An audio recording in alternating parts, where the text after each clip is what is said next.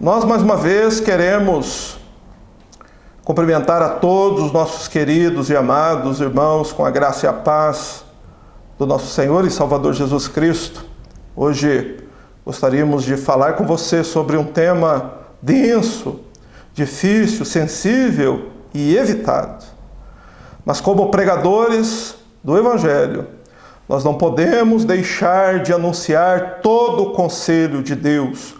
Todas as verdades que estão descritas na Bíblia precisam ser proclamadas e anunciadas. E a grande pergunta é: o que acontecerá conosco logo após a nossa morte?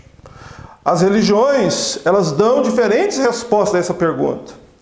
Há aqueles que defendem que após a morte, imediatamente, nós permanecemos inconscientes e iremos despertar apenas na ressurreição dos mortos. A tese espírita diz que após a morte, imediatamente, a pessoa reencarna no novo corpo para ter uma nova oportunidade neste mundo e aquilo que os defensores dessa tese chamam de autoaperfeiçoamento. Há ainda os agnósticos, que alegam que a razão humana é incapaz de fornecer fundamentos racionais suficientes para justificar a crença numa vida após a morte. Isso os agnósticos defendem. Há ainda os aniquilacionistas, que alegam que após a morte a pessoa permanece inconsciente e que na ressurreição dos mortos eles são despertados do sono e aqueles que forem condenados serão lançados sim no inferno, mas que permanecerão no inferno por um tempo pré-definido por Deus e que após o cumprimento destes propósitos no inferno eles serão aniquilados, ou seja, deixarão de existir. Há ainda a tese dos universalistas, que alegam que, ao fim, todos serão perdoados e salvos, porque Deus é amor. Essa é a tese dos universalistas. E ainda a tese popular, a ideia popular, de que os mortos passam dessa existência para uma existência melhor. A pergunta para todos nós hoje aqui é: em quem acreditar? Todos sabemos que a morte é uma realidade inescapável e incontornável. E em quem nós devemos acreditar? Nós temos a mais absoluta certeza de que se você nos assiste, se você tem assistido às pregações deste canal, é porque você crê na inerrância, na suficiência da palavra de Deus. E ainda mais você crê na pessoa bendita de Jesus. E ninguém nunca falou tanto sobre o que acontece após esta existência, além de Jesus. E eu gostaria que você abrisse a sua Bíblia e nós fôssemos ler alguns versículos do capítulo 16 do Evangelho de Lucas. Lucas, capítulo 16, nós vamos ler a parábola do rico e Lázaro, mas inicialmente leremos os versos 19, 20 e 21. Abra sua Bíblia e me acompanhe.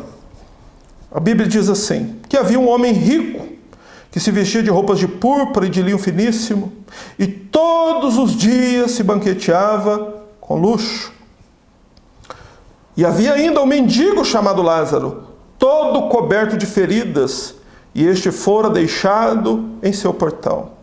E desejava comer as migalhas que caíam da mesa do rico, e até os cães vinham-lhe lamber-lhe as feridas. Nós vemos que Jesus, nesta parábola, nos fala acerca de dois personagens, um rico anônimo e um mendigo doente e abandonado chamado Lázaro. Ao transcorrermos com o ensino desta parábola, você vai perceber algo surpreendente sobre ela. Ela é muito fácil de entender. Você poderia até discordar do que Cristo disse aqui. Você poderia tentar negar a veracidade destas palavras. Você poderia até mesmo desprezar o que ela ensina. Mas uma coisa nenhum ser humano pode fazer: alegar que ela não é fácil de entender.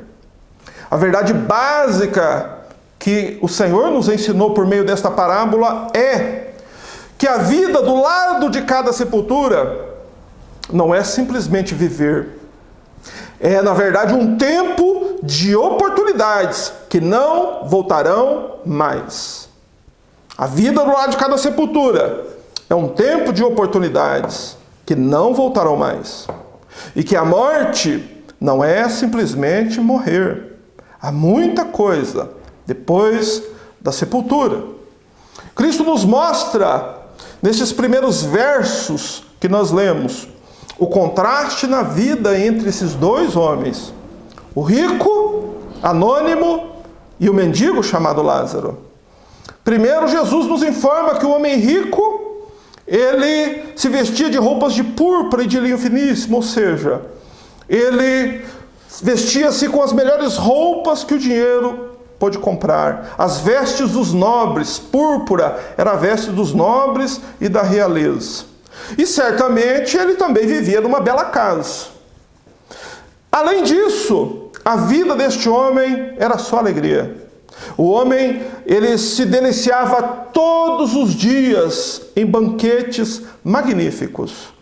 Ele não, como nós, reunia os amigos, eventualmente, para um jantar, para um churrasco. Ele se banqueteava todos os dias com luxo, como nosso Senhor nos informa. E a palavra que Cristo usou para definir este banquete era que estes banquetes promovidos por este homem rico, eles eram esplêndidos. Ou seja, as pessoas que participavam destes banquetes ficavam admirados pela grandeza, pela riqueza que este homem ele expunha aos olhos de seus convidados em todos os banquetes que ele dava. Além disso, certamente as pessoas viam este homem rico como alguém abençoado por Deus. E note que no verso 19, este homem não é acusado de nenhum crime. Ele não é um fraudulento, tampouco um assassino, também não é um adúltero. Jesus também não nos informa que, mesmo diante desses banquetes diários, este homem se embriagava. Jesus não diz isso. Nem diz que ele é um imoral. Tampouco nos informa que ele ficou rico desonestamente. Ele era um homem honesto. Ele era um homem correto. Ele era um homem que tinha uma posição na sociedade. E além disso, esta parábola, você verá isso comigo no transcorrer dela, nos é informado que, além de ser uma boa pessoa, este homem rico também era um homem religioso, pois ele conhecia Abraão e se dirigia a Abraão como sendo seu pai.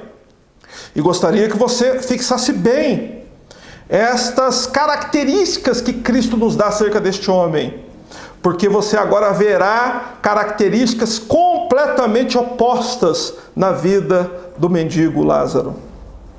Jesus nos informa com riqueza de detalhes como era a vida deste pobre mendigo antes da sepultura.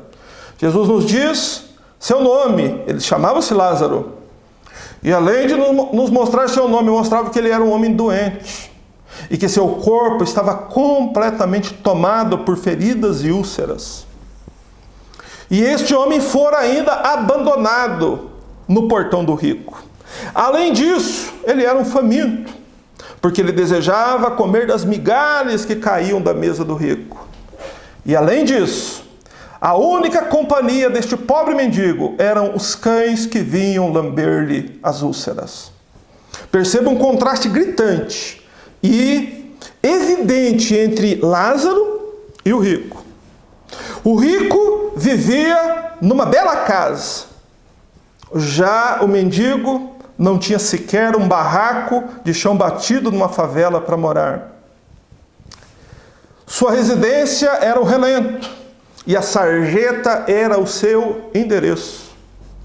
O rico vivia cercado por famílias e amigos que todos os dias festejavam com ele. E a única companhia de Lázaro eram os cães que vinham lamber-lhe as úlceras. Mas saiba disso, os cães na Palestina, há 2000 anos atrás, não eram animais de estimação. Os judeus odiavam os cães, mostrando que este pobre mendigo vivia com as companhias mais indignas que um homem poderia ter. Os cães naquele tempo não eram os pets de hoje. O rico gozava de saúde. Por quê? Ele tinha disposição para festejar todos os dias. Já Lázaro tinha seu corpo coberto de feridas e de úlceras. Ao contrário do rico, que vestia-se com as melhores roupas, o pobre mendigo Lázaro tinha apenas trapos fétidos que cobriam o seu corpo doente. O rico se banqueteava com luxo todos os dias. Já o pobre mendigo passava fome todos os dias. Ao contrário do rico, que não percebia a presença de um mendigo abandonado no seu portão, os olhos de Lázaro estavam fitos na mesa daquele homem. E diariamente o mendigo desejava comer das migalhas que caíam na mesa do rico. Ao contrário do que diziam do rico, que Deus era com ele, as pessoas olhavam com nojo a situação do pobre mendigo e diziam: certamente é alguém que Deus abandonou. E ainda, o rico era um homem religioso, que conhecia Abraão, que conhecia a lei, que conhecia as coisas relacionadas a Deus, chamava Abraão de pai. Mas o mendigo não frequentava nenhuma sinagoga, porque mendigos não podiam frequentar sinagogas. Nós não gostamos de ficar olhando muito para a cena desse pobre mendigo, porque nos dá um embrulho no estômago. Além dos contrastes na vida que eu acabei de apresentar entre o rico e o pobre, agora nós veremos os contrastes na morte entre o rico e o mendigo. Leia comigo o verso 22, que diz assim: E aconteceu que o mendigo morreu e foi levado pelos anjos para junto de Abraão. E morreu também o rico e foi sepultado. Algo que não me surpreende é a morte do mendigo. Afinal, o seu corpo estava extremamente debilitado. Era um homem que seu corpo estava coberto de úlceras. Ele ainda não tinha nenhum cuidado médico, nem mesmo uma família para cuidar dele. Porque, como o texto nos revela, ele fora deixado no portão daquele rico, ele fora abandonado. E além de ser um homem doente, ainda lhe faltava alimento. Seu corpo ainda estava exposto às intempéries. O sol, a chuva, o frio vinham sobre o corpo deste homem. E o mendigo, então, que a única companhia eram os cães leprentos, morreu sozinho, na sarjeta, faminto, doente e abandonado. A morte do mendigo era esperada. Lucas 16, 22, Jesus diz: E aconteceu que o mendigo morreu. Mas Jesus nos informa no final do verso que o rico também morreu. E a informação que Cristo nos dá sobre o rico é uma informação abrupta. Jesus diz assim: E morreu também o rico. Por que Jesus nos informa a morte do rico desta forma? Porque o rico morreu inesperadamente, abruptamente. O rico era um homem saudável, não estava doente. Também não era um homem de idade avançada, ele tinha toda a disposição de festejar todos os dias.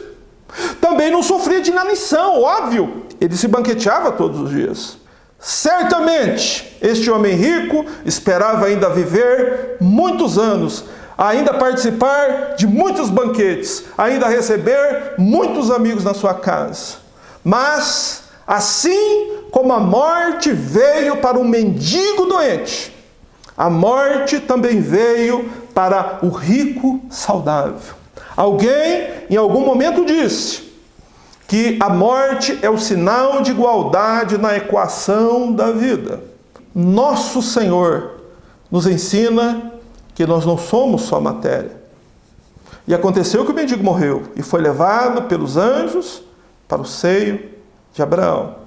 Note que, intencionalmente, Jesus não nos informa que o corpo do mendigo fora sepultado, mas ele informa que sua alma foi levada pelos anjos para o seio de Abraão. Isso nos mostra uma verdade muito importante sobre nós mesmos. Nós não somos só matéria. Nós também não somos um corpo que possui uma alma. Na verdade, nós somos uma alma que possui um corpo. Porque nosso corpo não sobrevive sem nossa alma, mas a nossa alma sobrevive sem o nosso corpo. Na morte há uma separação. A primeira separação que acontece imediatamente após a morte é a separação da matéria e do espírito. Jesus ainda nos informa que os dois homens que coabitavam juntos na morte também foram separados. Veja só. O Lázaro fora levado pelos anjos para junto de Abraão. Quando Jesus abre as cortinas para que nós possamos ver o que vem depois desta vida, para que nós possamos perceber o que acontece quando nós morremos, nós ficamos pasmos, porque nós vemos um pobre mendigo que sempre viveu sozinho, que tinha como única companhia os cães leprentos, agora está rodeado por um cortejo festivo de anjos. E um outro contraste. Aquele mendigo que não participava de festa nenhuma aqui nesta terra, agora participa de uma festa com os anjos no céu, na presença do bendito Deus. Este foi o destino do pobre mendigo. Mas precisamos perguntar aqui: o que houve com o rico? O que houve com aquele respeitado membro da sociedade? Ele ficou dormindo na sepultura, como alguns afirmam? Ele foi aniquilado? Ele reencarnou, como os espíritas afirmam? Ele foi para o purgatório? Ele passou dessa para melhor, como é o dito popular? Ou ele também foi levado com Lázaro para junto de Abraão? Bem, vamos ver o que a Bíblia nos ensina. Vamos ler o verso 23, que diz: E no Hades ergueu os olhos, estando em tormentos, e viu ao longe Abraão e Lázaro no seu seio. Veja só, este homem, onde estava o corpo dele? Na sepultura. Mas a Bíblia diz que quem abre os olhos lá no Hades? A mesma pessoa. Nós não somos apenas matéria. Nós temos dentro de nós um espírito que é eterno e que nos foi dado por Deus. Note que Cristo nos informa que ele também não está dormindo, e nem que ele perdeu a sua memória. Mas onde está o rico? Jesus chama o lugar onde ele está de Hades. Hades é o lugar onde os mortos perdidos permanecem até a ressurreição dos mortos, que ocorrerá na segunda vinda de Cristo, quando então serão condenados e terão como um destino eterno o inferno. Você pode ler mais sobre isso em Apocalipse, capítulo 20, versos 13 e 14. A diferença entre Hades e inferno. O lugar que ele se encontrou era o lar dos desesperados. Ele jamais pensou que ele pudesse ir para lá. Era um homem que professava uma religião. Era um homem que confiava em si mesmo e nos seus méritos. Ele jamais pensou que ele pudesse ir para lá. Mas foi lá que ele se encontrou. Jesus ainda diz que lá no Hades ele ergue os olhos. O que isso significa? É uma expressão de espanto, quando ele percebe que ao invés de uma festa no céu, ele está no lar dos desesperados, na penitenciária do universo. E Jesus descreve que ele viu Abraão ao longe. O que isso significa? Que ele fora banido para sempre da presença de Deus, como a Bíblia diz que acontecerá com aqueles que derem as costas para Cristo e para o Evangelho. Aqui nós podemos ver ainda mais um contraste. O rico, que sempre esteve rodeado de amigos do lado de cada sepultura, agora se encontrava sozinho.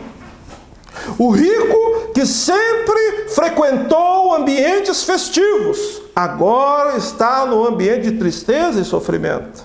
Aquele que jamais imaginou que fosse para lá, se encontra lá. E eu afirmo isso para você. No exato momento em que nós aqui estudamos, há milhões e milhões e milhões de almas neste mesmo lugar que o rico está. E permanecerão lá. E a maior parte delas jamais imaginou que pudessem um dia se encontrar lá. O rico, além de se encontrar em estado de sofrimento, encontrou-se ainda num lugar de sofrimento. Lucas 16, 24 nos informa: e clamando disse: Pai Abraão, tem misericórdia de mim, manda Lázaro que molhe na água a ponta do seu dedo e me refresque a língua, porque estou atormentado nesta chama. Veja que nosso Senhor nos informa que o rico não dormiu após a morte, ou seja, imediatamente após o seu corpo ser sepultado, ele se encontrou no Hades, num lugar de sofrimento. E ele se viu numa situação de sofrimento. Ele estava bem consciente. E além de consciente, ele não havia perdido a sua memória. Ele se lembrava muito bem do Lázaro que ele conheceu do lado de cá da sepultura. A primeira atitude do rico fora suplicar misericórdia a Abraão. Mas uma verdade que este verso 24 nos informa é que o tempo da misericórdia para o rico havia acabado. Este homem perdera todas as possibilidades em vida de se preparar para o que vem depois da morte. Além de pedir misericórdia, num segundo ato, num segundo momento, ele pede a Abraão que abrande o seu sofrimento, que a sua dor, que o seu sofrimento naquele lugar fosse atenuado. E ele faz isso pedindo a Abraão que mandasse Lázaro molhar o seu dedo na água e lhe refrescar a língua. É evidente que as imagens transmitidas por Jesus desta passagem são do mundo espiritual.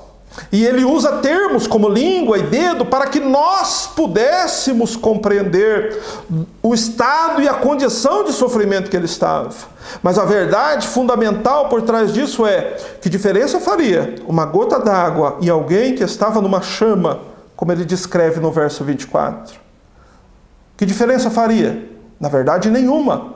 Então o que é que Cristo quer nos ensinar aqui? Que os perdidos não terão mais o mínimo consolo. A oportunidade do homem ter o consolo é esta vida.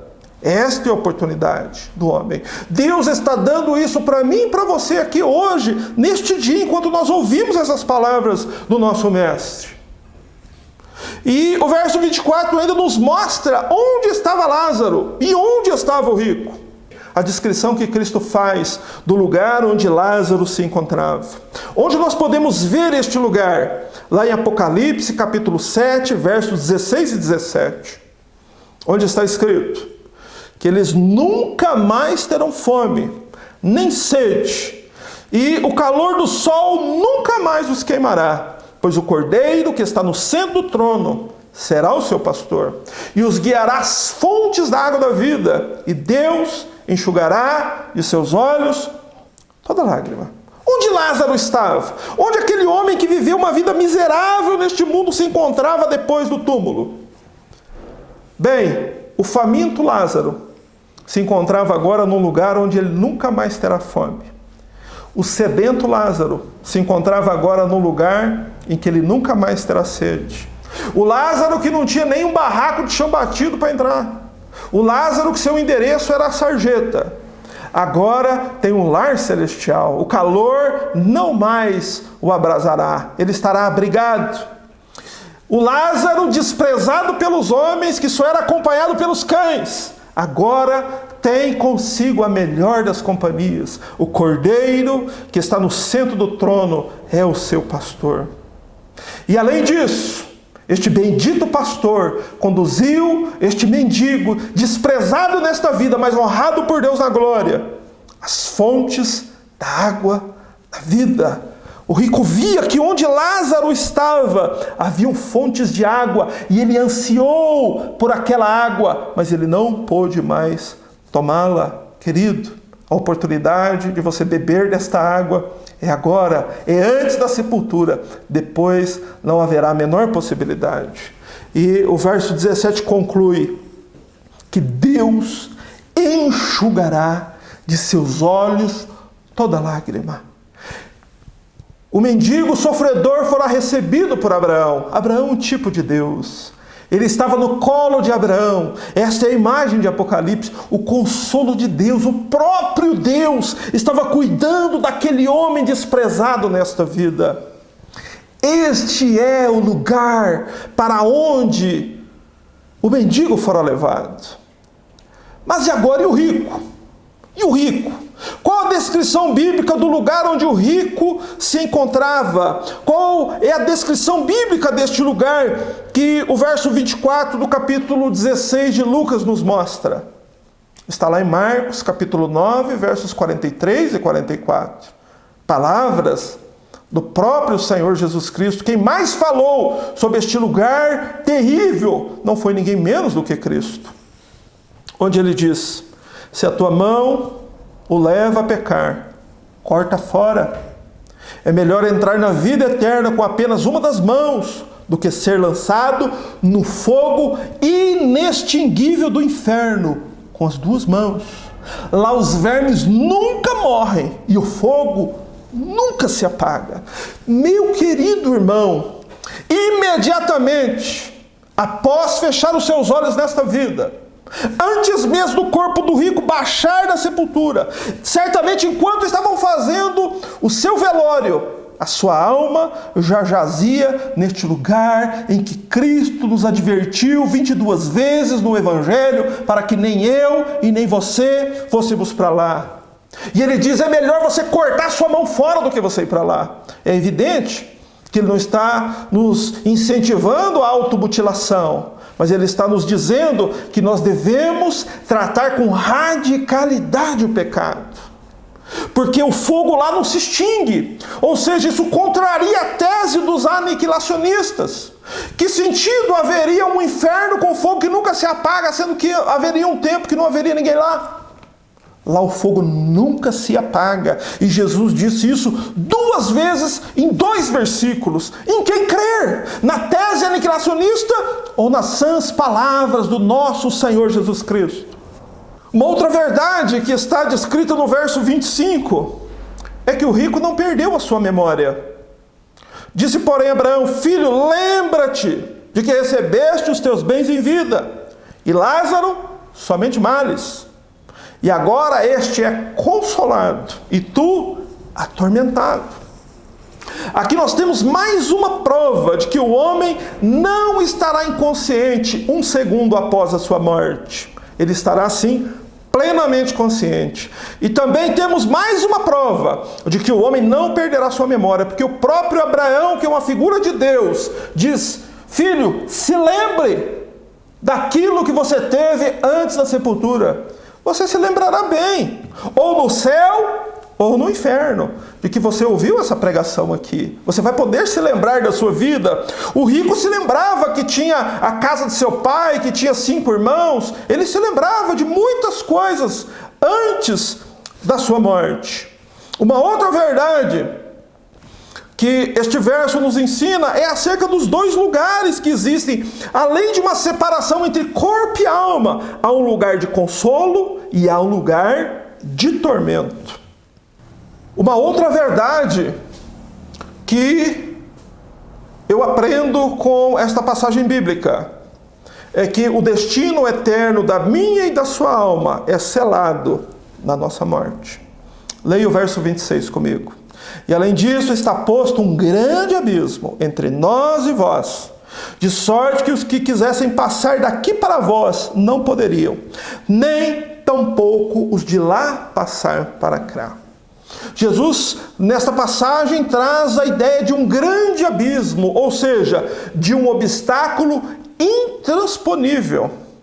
Na eternidade, após a morte, 1 segundo após a morte, o seu destino eterno está definido. E não há mudança de situação após a morte.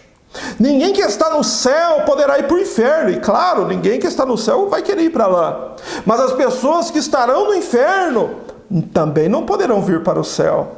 É impossível uma mudança de situação de alguém após a sua morte. Ainda que faça missa do sétimo dia, ainda que queime vela, ainda que você coloque a sua família inteira para orar, quem está no inferno permanecerá lá por toda a eternidade. Está posto um grande abismo, não há mudança de condição do homem. Quem está sem Jesus nesta vida, estará sem Ele por toda a eternidade. Quem tem Cristo nesta existência, estará com Ele por toda a eternidade. O nono ensino: o tempo de preparar a sua família para estas verdades, para a realidade da morte, é hoje. Leia comigo os versos 27 e 28, que diz: E disse ele: Rogo-te, pois, ó Pai, que o mandes à casa de meu pai, pois tenho 5 irmãos, para que lhes dê testemunho, a fim de que não venham também para este lugar de tormento, diz o rico. 3 vezes a palavra tormento é usada nesta passagem. Jesus faz isso propositalmente, para não deixar dúvidas de que este é o destino daqueles que partem sem Ele desta vida. Mas a verdade fundamental que estes 2 versos nos ensinam, primeiro é que o rico, ao invés de orar nesta existência, preferiu os banquetes. E depois de morto, ele quis fazer o que de fato ele precisava ter feito antes de morrer. O verso 24, ele clama por misericórdia, como nós já pregamos. No verso 27, ele implora por sua família: Rogo-te, ó Pai. Ele está implorando a Abraão que envie Lázaro à casa de seu pai. E no verso 30, que nós veremos, ele insiste que alguém vá pregar a sua família. Mas nenhum dos pedidos dele for atendido. Por que não? Porque o tempo de orar, irmão, é hoje. O tempo de implorar é hoje. O tempo de insistir é hoje. A Bíblia nos adverte em Isaías 55:6. Busque ao Senhor enquanto você pode achá-lo. Busque-o enquanto Ele está perto. Veja um contraste. O rico, que sempre desprezou Lázaro, nunca precisou dele. Agora precisa desesperadamente de Lázaro. O rico não mudou. As pessoas pensam que a morte muda as pessoas. Este homem que estava no Hades era exatamente o mesmo homem que se assentava na mesa dos banquetes. Por que nós afirmamos isso? Porque ele sempre foi um homem preocupado com si mesmo e com seu próprio bem-estar. Caso o pedido dele fosse aceito, caso o pedido lhe fosse atendido, para que realidade Lázaro voltaria? Para o mundo de miséria, de abandono e de desprezo, onde ele saiu. Mas o rico não se importava com Lázaro. Ele estava preocupado apenas com si mesmo. Uma outra verdade: o rico não perdeu a memória. Ele sabia que tinha família. Ele sabia onde eles moravam e sabia até quantos irmãos ele tinha. Só que uma outra verdade: por que ele estava preocupado com a sua família? Porque ele sabia que a sua família era tão egoísta quanto ele.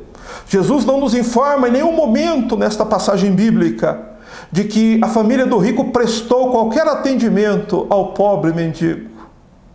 O rico se preocupou em preparar a família para a morte, mas já era tarde demais para ele. Esta é uma soleníssima advertência para todos nós. O tempo de orar, meu irmão, é hoje. Você está preocupado com a sua casa, com seus irmãos, com a sua mãe, com seus filhos, com seu marido. O tempo de prepará-los é hoje. Como prepará-los? Este é o ensino que Jesus nos traz sequencialmente. Um 10º ensino desta parábola: milagres, sinais, experiências não convertem ninguém. Leia novamente comigo o verso 28 e 29, que diz: porque tenho 5 irmãos, manda-os para os advertir, a fim de que eles também não venham para este lugar de tormento. Abraão lhe disse: eles têm Moisés e os profetas, que os ouçam. O rico achou que o relato de um homem morto que havia ressuscitado seria suficiente para convencer sua família do inevitável destino que os aguardava. Mas a proclamação de Deus é: quem não dá ouvidos àquilo que a Bíblia diz, não se arrependerá, ainda que vejam que grandes milagres aconteçam. Milagres, sinais e experiências não atestam a salvação de ninguém. O que atesta a salvação é, querido irmão, ouça o que a Bíblia diz. Abraão disse: tem Moisés e os profetas, que os ouçam. Nos dias de Jesus, era a Bíblia judaica, era a voz de Deus que ecoava aos ouvidos do homem. Porém, estes homens não quiseram ouvir o que a Bíblia diz. A última verdade que este texto nos ensina, em que eu quero transmitir hoje, é: a morte não muda o homem. O rico que é descrito por Jesus nesta passagem bíblica é o mesmo homem que vivera neste mundo. Leia comigo os versos 30 e 31, que diz: e disse ele: não, pai Abraão, mas se alguém dentre os mortos fossem ter com eles, arrepender-se-iam. Porém Abraão lhe disse: se não ouvem a Moisés e aos profetas, tampouco acreditarão, ainda que os mortos ressuscitem. O homem rico e religioso não despertou santo depois da sepultura. O mesmo homem obstinado, o mesmo homem duro, o mesmo homem que não estava acostumado a ouvir não, era o mesmo homem que imediatamente acordou no Hades após a sua morte. Note que o rico obstinadamente diz não a Abraão. Ele não aceitou o não, a negação aos seus pedidos. Ele queria que os seus pedidos fossem atendidos. E este era exatamente o mesmo homem diante da sepultura. Ao contrário da crença popular, a morte não muda ninguém. O tempo de mudança e de arrependimento é aqui. Aqui a Bíblia nos diz que o homem pode nascer de novo, ser transformado. Mas depois da morte, isto é impossível. O fogo do inferno não fará aquilo que compete ao Espírito Santo fazer. Se o Espírito Santo não mudou o homem aqui, é impossível que isso aconteça depois da sepultura. Por isso que a afirmação de um purgatório é um grande engano. O homem não muda depois da morte. O homem muda antes da morte. A morte sela o destino. É impossível haver mudança de situação depois da sepultura. Para este homem rico, já era tarde demais. Era tarde demais para ele orar. Era tarde demais para que ele ouvisse o que a Bíblia tinha a dizer. Era tarde demais. E essa é uma solene verdade para nós. Meu amado irmão, dê ouvidos àquilo que a palavra de Deus diz. Por que Jesus menciona o nome do pobre mendigo? Porque o nome Lázaro significa Deus é meu auxílio. Esse é o grande desfecho dessa parábola. Veja a vida do pobre. Mendigo, abandonado, doente, faminto. A única companhia eram as mais indignas possíveis. Mas ele não era um homem abandonado. Deus era o auxílio dele. O crente sofre. O crente passa por dificuldade. O crente fica doente. Mas, por trás de tudo isso, o que é que Jesus quer nos ensinar aqui? É em quem nós confiamos nesta vida. Vai refletir em quem confiamos para a eternidade. O mendigo Lázaro não tinha nada antes da sepultura, mas ele tinha uma coisa só. Ele tinha Cristo. ele tinha Deus, ele estava seguro na sua salvação. E a verdade oposta com relação ao rico é: o rico tinha tudo. O rico tinha amigos, belas roupas, bela casa, um bom endereço, tinha um bom status diante da sociedade, ele tinha dinheiro, ele tinha tudo, mas não tinha Cristo. Meu irmão, e isso deve fazer com que nós venhamos a refletir sobre o nosso estado diante de Deus. O que é que nós temos? Onde está a nossa esperança? Quem é o meu auxílio? Em quem eu confio para esta vida, para a morte e para depois da morte? O rico não confiou em Deus, confiou em si mesmo e se encontrou no Hades. O mendigo Lázaro confiou em Deus, confiou em Jesus. E agora ele anda com Cristo junto às fontes da água da vida. Louvado seja Deus. Que aquilo que foi transmitido hoje aqui para mim e para você nos sirva de alerta. Porque o que acontece imediatamente após você morrer, você estará para sempre com Lázaro, ou você vai estar para sempre com este rico perdido. Feche seus olhos e vamos orar. Santo Deus, nós aqui reunidos, adoramos o Teu nome, por Tua graça sobre nós. Meu Deus, por um dia como esse, meu Deus, em que muitos já desceram suas sepulturas, e certamente muitos deles sem Cristo. Mas, ó Deus, foi da Tua vontade que nós fôssemos avisados, para que nós tivéssemos nossos ouvidos inclinados à Tua palavra. Ó Deus, nossos ouvidos inclinados às sãs palavras de nosso Senhor Jesus Cristo, que são verdade e que podemos confiar. Nós te louvamos, Senhor Deus, pelo Evangelho, que aclara o nosso entendimento, por não seguirmos, ó Deus, as vãs filosofias dos homens, mas as sãs palavras de nosso Senhor Jesus Cristo. Por isso nós te adoramos, Senhor. Te adoramos, meu Deus, por esta tarde, pela Tua palavra, por este ensino. Meu Deus, pela eternidade com Cristo que está reservada a todos os que derem as costas para os banquetes deste mundo e derem, ó Deus, a sua face para caminhar na presença de Cristo. Te adoramos por isso, por Tua salvação, pela cruz onde fomos comprados. E te adoramos, ó Pai, no nome santo e bendito do nosso Senhor Jesus Cristo. Amém.